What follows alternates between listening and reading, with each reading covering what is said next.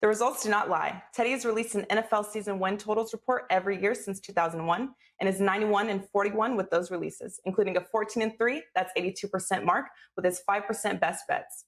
He went 75% with this report last year, including an easy 5% big ticket winner with the Bills over 9 wins. Take advantage of this opportunity and get on board for the low price of $199, or better yet, the report is free for Teddy's full season subscribers, documented 57% over the last 5 years, counting every play, every day. Get on board with this proven NFL profit producer.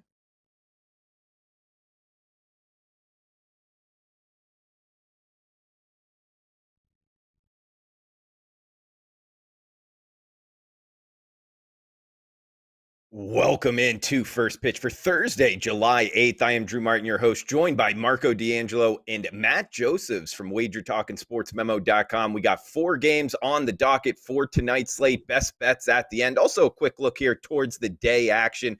First up here, Marco D'Angelo, WagerTalk.com. Marco, we only get you once a week. Really excited to have you on. Love your breakdowns, man. Welcome into the show. Thanks, Drew, and glad to do the show today with Matt. But, I really enjoy doing the shows with Koken because I'm not the oldest guy on the show. So now I got to take that title today and be the oldest guy on the show. But always look forward to Thursdays with you guys. Some wise breakdowns coming from Marco. And next up here, mid-major Matt on Twitter, Matt Joseph, SportsMemo.com. Matt, welcome in. Thanks for having me. I have to perform better. The boss is watching now that I'm on the same panel as him, so I've just got to tighten things up a little bit and make sure to hand out some winners. Yeah, we'll get some, hopefully some winners on the show here with co-owner Marco D'Angelo and mid-major Matt here, guys. First game up, we're actually heading to Wrigley Field. We got the Philadelphia Phillies and Chicago Cubs here, Marco. Alzolay going for the Cubs. Eflin going for the Phillies, the former first rounder in 2012. 7.5 looks to be the total. Looks like wind blowing in about 10 to 12 miles per hour. I saw it 68 degrees projected here in Chicago. So 7.5, about pick 'em price, minus 110 on the Cubs now, Marco. You interested in getting involved in Wrigley? Yeah, you look at this one, and the Cubs, they were on a horrible losing streak, losing 11 in a row.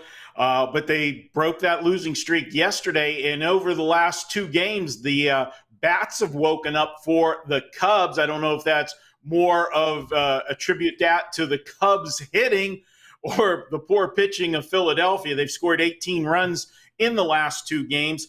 Zach Eflin goes for Philadelphia, and I don't have to tell Matt how bad his season has been, especially on the road. In 9 road starts, Eflin has been just effing bad. 5.71 ERA, a whip of 1.32. But more importantly, you got all the numbers there. We worry about wins and losses. And bottom line, Philadelphia's 1-8 in the 9 road games that Eflin started this season. You look at the Cubs, they send Alzolay to the mound. He's coming off a strong 7-inning, 3-run performance and giving him an added edge in this one because it'll be the first time he's starting against Philadelphia. We always talk about pitchers first time around the league when they face a team. So advantage to him. And I got a key stat here with the Cubs. You mentioned the total. Obviously, when we see those totals, a 7 or a 7.5 hung up at Wrigley, we know which way the wind's blowing most likely. And the Cubs respond well whenever we have a total of 7 or 7.5. They're 15-3 at home the last 2 seasons when we have that total. And Philadelphia, when they're in a competitively priced game, Drew, and competitively priced, when I say that, it's plus 125 to minus 125. This season, just 7-17. I'll take the Cubs to keep the winning going as they look for 2 in a row tonight. Marco, I love that stat. A 15-3 at home for the Cubs I just have one question for you. Is that when the total is exactly 7.5, or is that lower than a certain 7 number? or What's 7.5. Yeah, 7 and 7.5. Either. And do you think because trends are great, angles are great. Do you think there's actually fundamentally something there to that in the wind blowing in, the way they play at home? Anything that you can think of off the top of your head? It's one of those that you can't really pinpoint something other tthan the fact that you're talking about Wrigley, and everybody's mindset when you go into Wrigley is they always think about, oh, it's Wrigley, it's the Windy City. They're going to score a lot of runs. Right. That's not the case. They know how to pitch a tight game better there than probably the opponents. Yeah, and more used to, the wind on the field, things of that nature, both the pitchers and the hitters. I think there's something to that. Great stuff. 15-3 Cubs at home with a total of 7 or 7.5. Of course, speaking like Marco talked about the Windy City here. Great stat, Marco. Mid-major Matt, let's get you in here. We got the Phillies, the Cubs. Eflin, his velocity ticked down his last start. I was kind of leaning towards the Cubs anyway. With that stat from Marco, I'll probably fire away after the show. What are you thinking here, Cubs and Phillies, Matt? Well, it continues for the second straight year. The best bet in baseball is to live bet the run line against the Phillies once they get a lead, no matter how big the lead is. And you almost hope they get like a 2 or 3 run lead. You'll get a nice, juicy run line. And of course, with this bullpen, they usually give it away. So that's something I'll be looking forward to if the Phillies do actually get a lead here. You've got two different pitchers in terms of Eflin's not as good the first time through the order, 295 batting average, 216 the second time.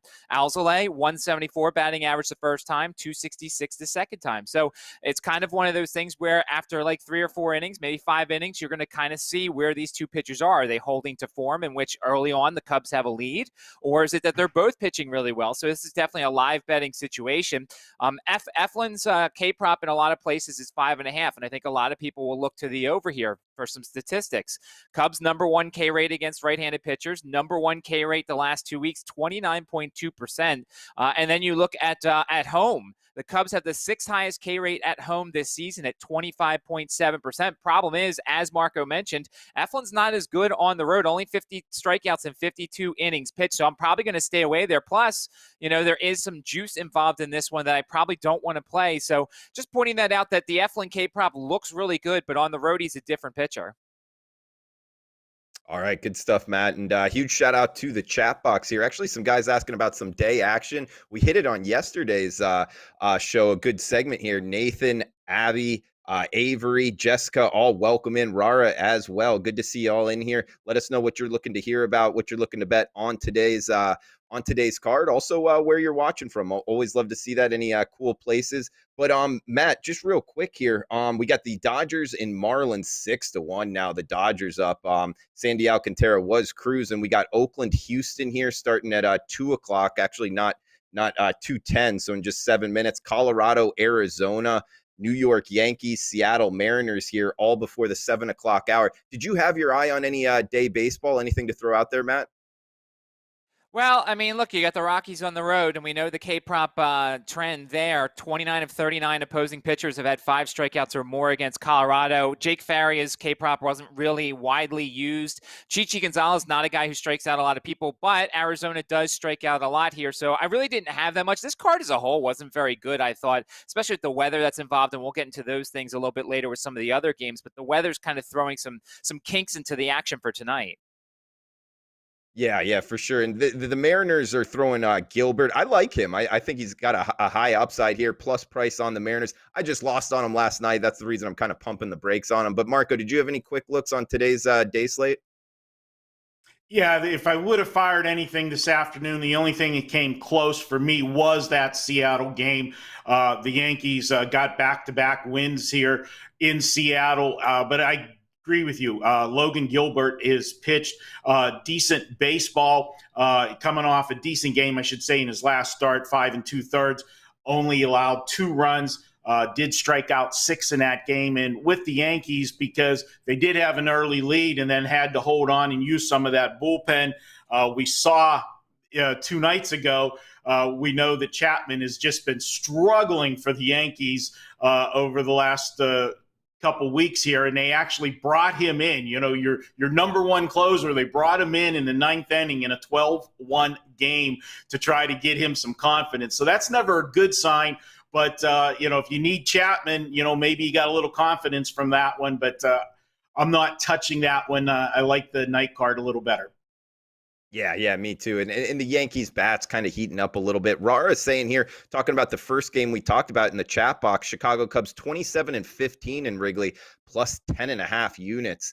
on the money line in home games this season. So another reason to maybe look towards the Cubs at home as we got 3 games left here, guys. Best bets at the end. Please smash the like button if you're liking the content. This is First Pitch, Wager Talk YouTube, also on Twitter as well. Each and every day, Monday through Friday, 1:45 Eastern start. We got Cincinnati and Milwaukee next game up here, Matt. Hauser going for the Brewers. He's been pretty good outside of his start in Coors Field. He's actually been great this season. We're seeing Milwaukee about -115 favorites, 8.5 the total. This is number 1 versus number 2 in the NL Central here. Matt, you interested in getting involved? Well, you mentioned Hauser's been very good, except against the Reds. He's 1-3 with a 5.97 ERA in 9 career outings against them, 6 starts. And for those who play DFS, you absolutely have to have Jesse Winker in your lineup today, because Jesse Winker is 9 of 16 with 5 homers in his career against Hauser. So if you do DFS, make sure to put Winker in there. And a bunch of other guys on the Reds lineup have really good numbers against him. Hauser's not as good the first time through the order, gets better the second time, doesn't strike out a ton of guys. He has struggled this season against them in the 2 starts, although both of them came in Cincinnati. We know the one big difference with the Reds is they are a completely different team on the road than they are at home. At home, they are just like the 27 Yankees, excuse me. They put up 5-6 runs a game. The problem is on the road. You look at Tyler Mahle, his K-props usually are really high. Unfortunately, it seems like the last couple times I've played his overs, he's fallen a half short. Back on the 16th, he had 12 strikeouts in Milwaukee against these Brewers. We know how much they strike out a lot. Mahle also a 2.01 ERA in 10 road starts, a 2.28 ERA in 8 road night starts. So Mally's really good here. I lean to the Reds. I think this is a lineup that can get to Hauser. I think that a lot of these guys have good numbers against him. They have some confidence if they do a lot of their work early in this game. I almost think the Reds team total over comes into play here because Hauser has struggled so much against them. Of course, the one worry is the Reds are different on the road. But if I had to play anything in this game, it would probably be the Reds team total over, which I see as 3.5. Yeah, Marco, I was picking up a lot of what Mid-Major Matt was laying down there. I mean, Cincinnati, I don't want to say struggling on the road, just a lot better at home. In Milwaukee, this is their first game back home off of a road trip, having to play 14 innings just yesterday. I don't really like that spot. So kind of a tricky handicap for me. What are you feeling here? 2 top teams in the NL Central, Marco. Well, Drew, doing the shows every week with you that I like fading those teams coming home that first game of the homestand. And as you said, it makes it even worse for Milwaukee because they had to play a doubleheader yesterday. They did use their 2 key guys in one of the games yesterday, although they didn't pitch a lot. I think Hader had 14 or 18. And Suter had the other. One pitched 14 pitches, the other one 18. So you could see both of those guys because they did have a day off with the postponement the day before. But what I'm looking at this one, and we all know that Milwaukee had that 11-game winning streak going last week, and then it got snapped, and now they've lost 3 of 4 since then. But let's go back to that 11-game winning streak. And if you, on further review, that winning streak came against Arizona, Colorado, Pittsburgh, my Pirates, 3 of the worst teams in baseball, and then they caught the Cubs in the middle of the Cubs' 11-game losing streak. So that 11-game winning streak by Milwaukee might have raised their stock, a little bit more than it should have been because you got to look at the talent. I'm a horse racing guy. When you go from Arizona, Colorado, and Pittsburgh, that's like taking bottom-class claimers and now you're moving up and facing, maiden special weight or allowance races, tougher competition here with the Reds, even though they don't play as well on the road. And then we look at the pitching matchup. There's no comparison between these 2 starting pitchers. Cincinnati has a huge edge here. Mahle has been absolutely sensational on the road this year. He's had 10 road starts. His ERA is 1.84 on the road. And he matches that up with a whip of 1.02. In the all-important stat, W's and L's, the Reds are 8-2 in his 10 road starts. I like the Reds here. I'll have a little more to say about this game later in the show. Hint, hint, best bet time. Stay tuned for that, guys. We got two games left here and then best bets at the end. So Marco, next game here, we got Detroit and Minnesota as we head over to the American League. Skubal versus Happ, two lefties going at it, minus $1.25. That's what we're seeing. The Twins, 9.5 being the total. Skubal, a big strikeout guy, Marco, but he has given up a bunch of home runs. Minnesota, minus 20 units on the season. I don't know, maybe buy low. I'm not so sure if I'll get there with my money, Marco. What are you thinking here in the AL Central? Yeah, you look at taking Detroit on the road. That's always an adventure, and especially when you get to the bullpens in the game. But yeah, I can't argue with you. Skubal has some good stuff at times, but yet he gets himself in trouble with the long ball, and all of a sudden you can be pitching well, and you get two guys on, and you give up a 3-run homer, and that lead is gone. That is the concern here. But for the Tigers themselves, let's give them credit. They've won 6 of their last 8 games. The Twins have lost 7 of 9. So you got two teams absolutely heading in opposite directions. Overall, if you look at the numbers, neither pitcher is really putting up good numbers. And we know that Happ has struggled this year.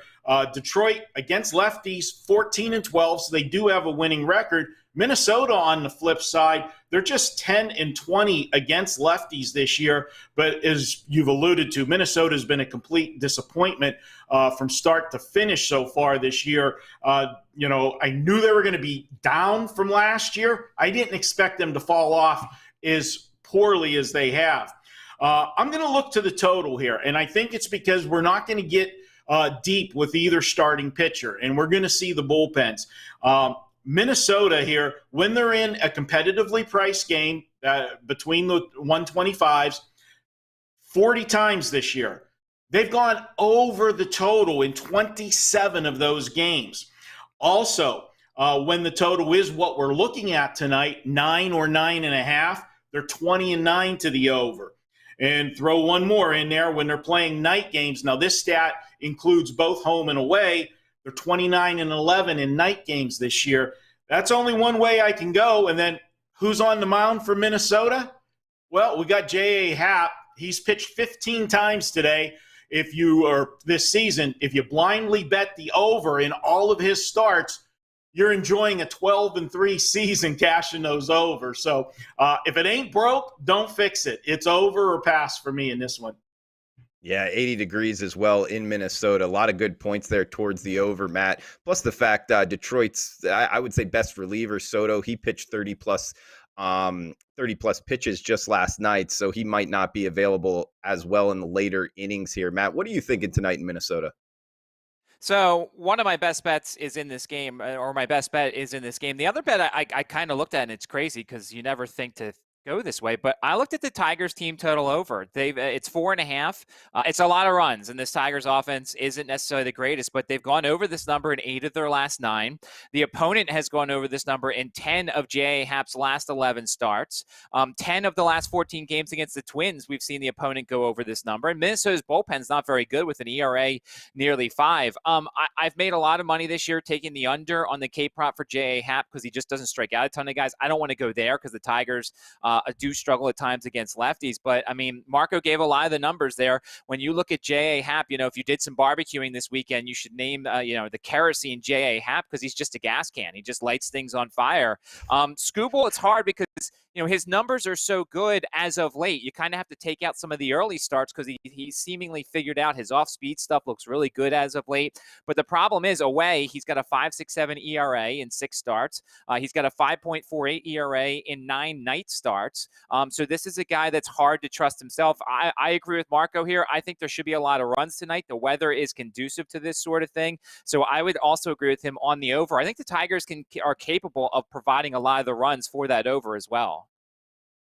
Yeah, maybe look towards the over here. A lot of stats towards it tonight in Minnesota. A lot of people in the chat box agreeing here as well, saying good stats, Marco and mid-major Matt. Patrick saying Detroit offense heating up this month. So looking to bet a total here, guys, towards the over. Detroit, Minnesota might be the look for tonight. We got one game left. Best bets at the end here, Matt. We got Washington and the San Diego Padres. in the nightcap for the show. The nightcap on the card, 9:10 Eastern, 6:10 Pacific, first pitch, 70 degrees here in Southern California. Washington Nationals throwing Max Scherzer on the hill. San Diego Padres going with Yu Darvish. So two heavy hitters here, Matt, on the mound. Total of 7 in Petco, minus 145. That's what we're seeing the Padres at home. They have been good at home, 31-17 this year in Petco Park. Matt, what do you like in here? Nationals and Padres.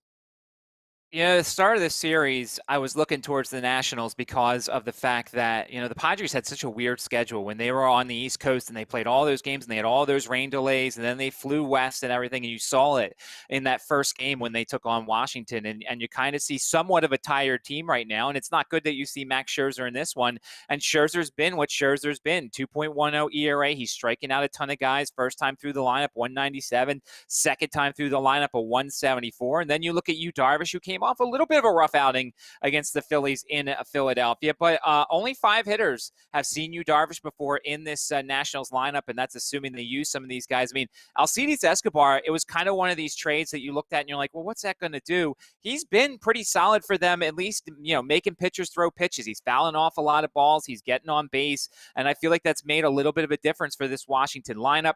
Yu Darvish is 6-1 with a 2.02 ERA in 10 starts at home and at night, This is a great pitcher's duel here. I'm one of those guys, I don't necessarily love playing the 3.5s for the first 5 because an error opens up to a big inning and then all of a sudden you lose it. But I would potentially look at a first 5 under here because of these two pitchers and because of these two offenses. I also would lean potentially to the Nationals. My one worry is it's the final game of the series. They're going for the sweep. Are they going to maybe rest a guy or two? I don't know necessarily. Sometimes you see that in these third games when you get the first 2. You're like, all right, we got the first 2. We're going to win the series. This third game, maybe we send out a different lineup. So I would just say look at the lineup beforehand. If the Nationals sit a starter or 2, maybe look at the first 5 under. If they've got their full complement in the lineup, I'd potentially look at the Nats in the first 5. All right, maybe Nats first 5 here, Marco. Scherzer, he was the guy, I believe he was left off the National League All-Star game team, Marco. Now he might get on here as they add people, but he's really been lights out this season. No more than 1 earned run since May, no more than 2 earned runs going all the way back to April. So he's a guy I'm really looking to pitch on, looking towards the Nats at the plus price here, Marco. What are you thinking tonight in the nightcap? Yeah, this is by far the best game on the card to watch. To me, it's the worst game on the card to bet because you got 2 dominant pitchers here. And as far as, Scherzer being upset with the being left off the All-Star, if it was a guy that, hadn't been on team, is pitching well and hadn't made the All-Star team yet, I think it'd be more of an issue for him. Some of these guys, hey, I'll take those few days off. I can use it. Scherzer, though, he has been lights out, but so has Yu Darvish. And I sit there and I look at this game, and Drew, when we do the the football show Bet on It, I have a segment every week where I talk about trap game of the week. And my initial reaction whenever I saw this line is, you're just begging me to take Washington tonight in Scherzer plus the price that it is. I thought this number come out high. So most people would say, and I think a lot of people are going to play it because of that, is going to say there's value in taking Washington just because of the number, and you've got Scherzer on the mound. But I'm just worried about it. I like Darvish, and I like the fact, Matt, beat me to it. Darvish, as long as he's been around, has only started against Washington 1 time in his career, and I think it was like way back in 2014. So yeah, they're not familiar with him, and that's a huge advantage for him. As good as Scherzer is, he's pitched many times, 11 times against the Padres, so they know what to expect. It's going to be good stuff, but at least they've seen it. I'll give you a couple stats here with Washington. They're 5-14 when they're on the road. The last 3 seasons coming off a win by 6 runs or more. The flip side to that, though, and that's why this is a tough game because I can make a case for both. I've got a stat on the Padres.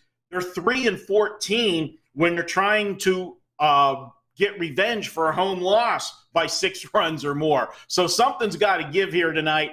I'm going to be a fan in this one. I'm going to watch it My gut tells me if you put a gun to my head, I lean to San Diego just because I think they're begging you to take Washington with this number. But I'll be a fan, and I'll watch it and hope we have a nice pitcher's duel between these two aces. For sure, Marco. And I have a handicapping question for you. Just yesterday, I believe Dave Koken was on, and he was saying a handicapping angle he looks to bet on is the pitchers that kind of got snubbed from the All-Star team, looking to bet on them here heading into the All-Star game.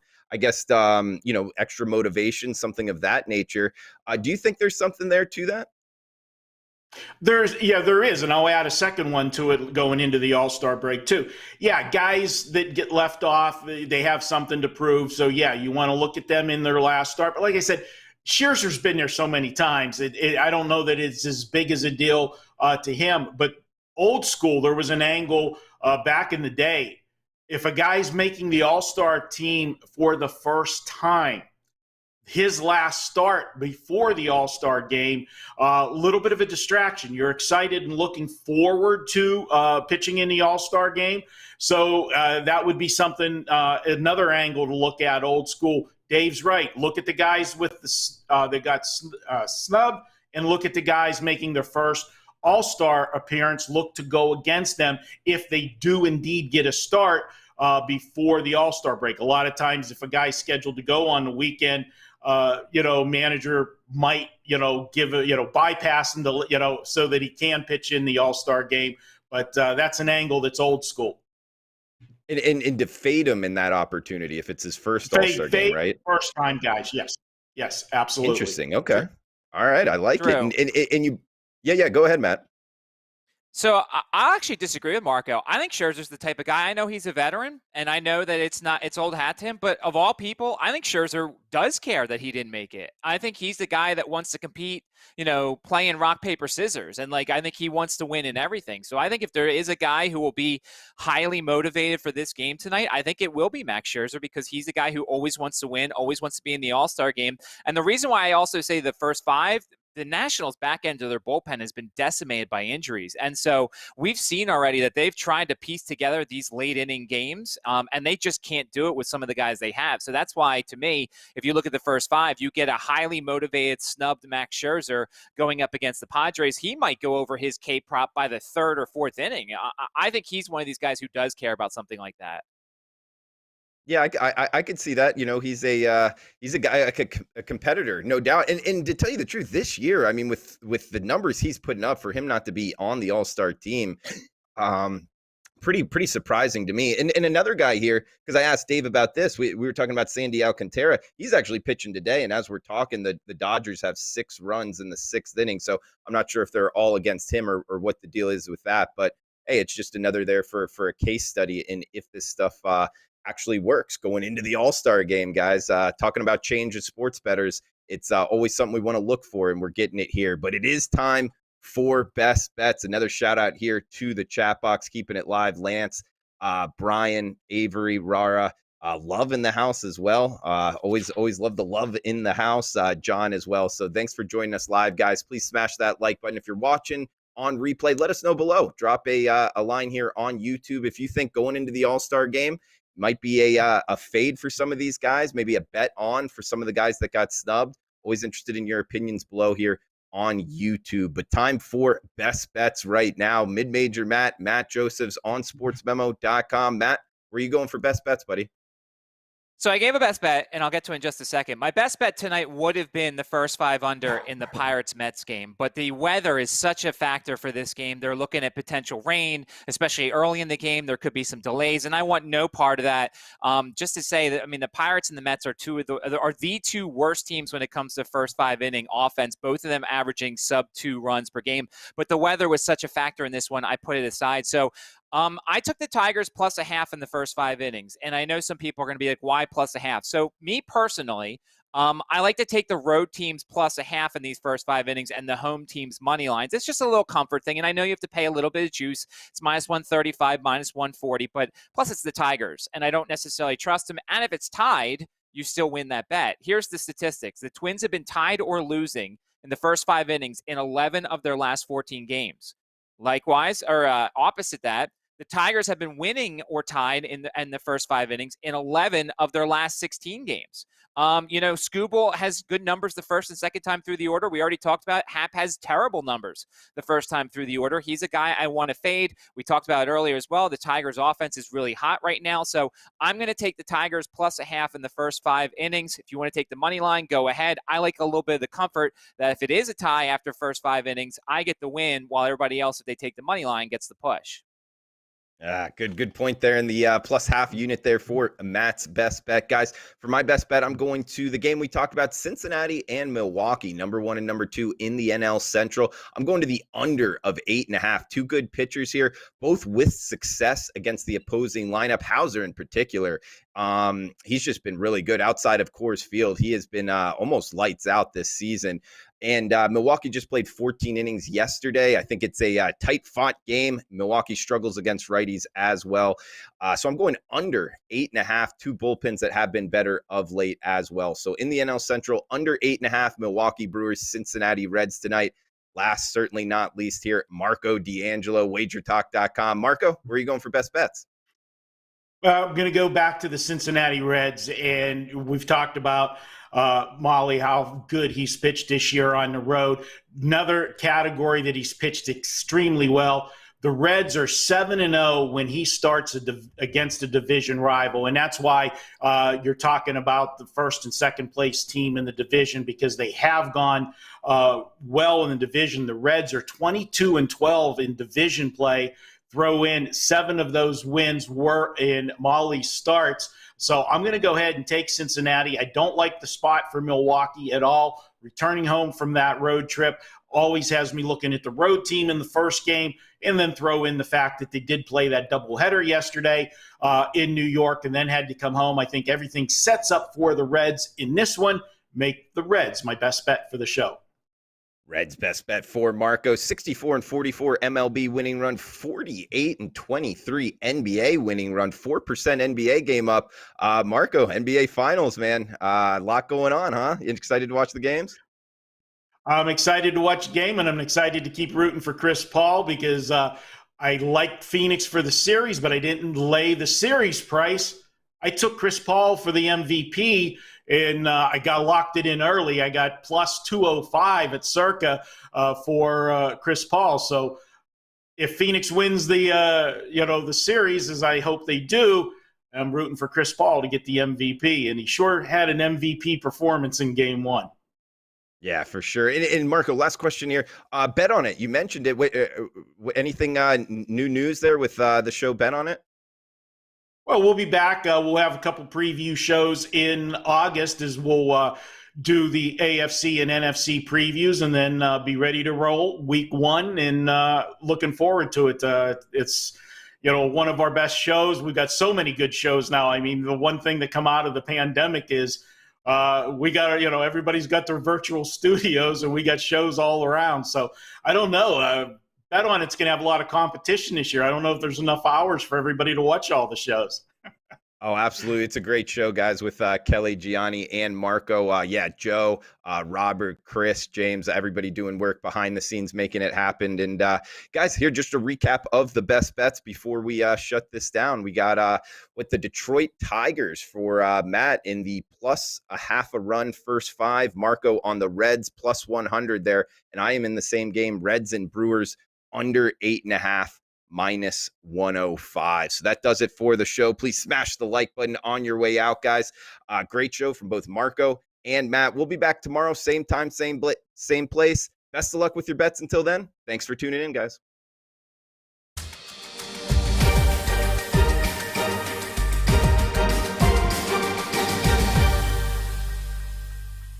The results do not lie. Teddy has released an NFL season win totals report every year since 2001 and is 91-41 with those releases, including a 14-3, that's 82% mark, with his 5% best bets. He went 75% with this report last year, including an easy 5% big ticket winner with the Bills over 9 wins. Take advantage of this opportunity and get on board for the low price of $199, or better yet, the report is free for Teddy's full season subscribers, documented 57% over the last 5 years, counting every play, every day. Get on board with this proven NFL profit producer.